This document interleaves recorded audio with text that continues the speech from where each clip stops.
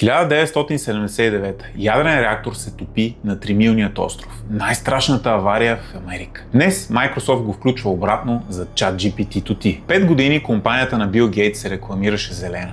2021 обещаха нечуваното. До 2030 ще бъдем 100% зелени. Денем, нощем, с вятър или без, винаги чист ток. Всяка секунда. Тая седмица обаче не може, защото изкуственият интелект продава повече от зеленото. Не само Microsoft, а Google, Amazon, Meta и Oracle. Всички подписаха ядрени договори за има-няма 8 месеца. Преди ChatGPT-то никой, а след ChatGPT всички, защото AI гълта ток. Един дата център се равнява на 800 000 къщи. Слънчева или вятърна централа строиш 4-5 години, а дата център само за месеци. Изкуственият интелект ще потребява в щатите повече ток, отколкото производството на алумини, стомана, цимент и химикали, взети заедно. Windows ти продаваше години наред, че всичко е зелено. AI дойде и зеленото стана ядрено. ChatGPT-то ти го включва на мястото на най-голямата авария в Америка и никой не те пита.